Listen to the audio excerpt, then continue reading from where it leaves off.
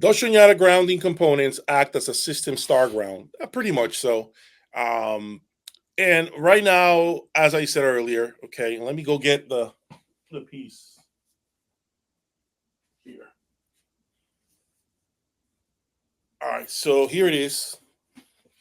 All right, in case you're wondering, here's the Shunyata Altera. Okay, this is the grounding piece that you guys, grounding hub, okay, that a lot of you are asking about. All right, so this piece allows you to connect, as you can see, 6 components, okay, on the white binding posts. And then the black binding post, this is for you to ground the piece to either the Shunyata Everest or perhaps into a wall outlet with a special cable and the correct adapters. Okay, so this is supposed to be, I believe it is $2,900. These are signal grounds, by the way. There are 2 types of grounds, in case you do not know, which is signal ground and chassis ground.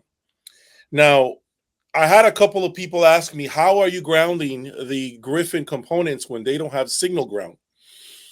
The amplifier, to be specific, and that's a very good question. Okay, I am actually grounding the chassis of the amplifier on this signal hub, and I still get very good results.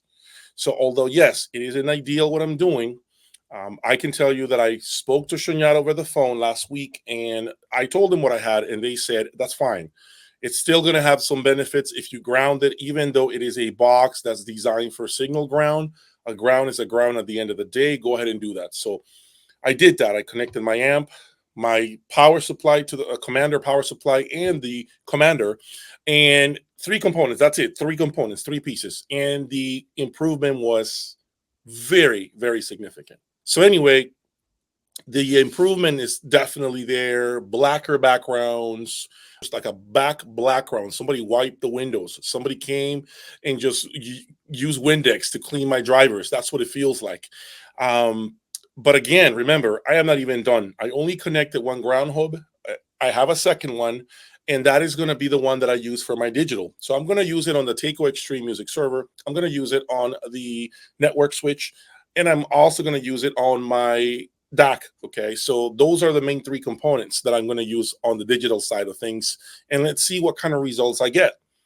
I do, and I will say this, I have a couple of but, and I will articulate what I mean by that on a future video. Okay, so don't go out there running and buying the Shunyata components based on this initial feedback. Okay, there are some things I need to get off my chest and say, okay, before you get out there and spend money on this piece. All I'm saying, if what you wanted to know, does it work?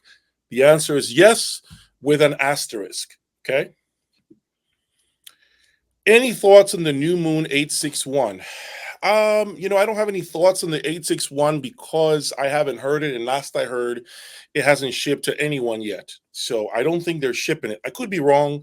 I would love to own the 861 because it is the new amplifier topology that Simaudio is rolling out, and rumor has it is completely different than what they have done with the 860 version 2, the 860 version 1, the 861, I think it was called, the other one. So it's supposed to be completely different, but I can't speak about that yet. Maybe in the future I'll buy it and try it and then come back and give you my feedback. But it's supposed to be good stuff. I mean, Simaudio indeed does build good amplifiers. As a matter of fact, I just bought a Simaudio 860 version 2 last week, and it's on its way here. And what I'm going to do is I'm going to use that Simaudio with the Commander. Remember, on that video that I had where I basically gave you my top preamplifiers, right?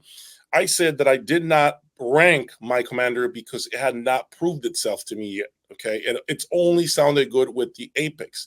I haven't used it with other amplification. So this is why I bought the 860 version 2 from Simaudio, so that I can finally begin to try that with this Commander and since you guys are here with me right now, okay, and you're giving me this love and appreciation by joining me today, I, for the first time ever, finally get to have a MSB S500 stereo amplifier. So it's sad because I couldn't get one when I had my Select 2, which is the ultimate partner for that amp.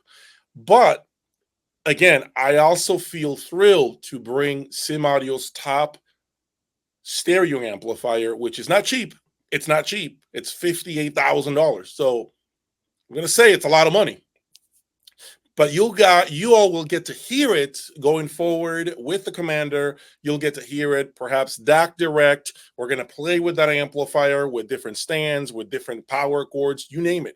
We'll do everything to see how good that amplifier really is. And as you guys know by now, my reference amplifier is the big bad boy that's right here, the Griffin Apex. That's my reference amplifier. Every other amplifier that comes through that door will be judged against my reference amplifier.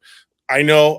Some of you are going to say, wow, you can't really judge $20,000 amplifiers against a $104,000 amplifier. I get it, but it is my benchmark. And so I'm trying to figure out how much of this performance that the Apex has are the smaller amplifiers bringing me. Is it 40% of the Apex? Is it 50% of the Apex? So that's the reason why I'm embarking on buying more affordable amplifiers. But yeah, I'm excited to bring you finally the best stereo amplifier that MSB has manufactured. So be on the lookout for videos with that amplifier in the next coming weeks.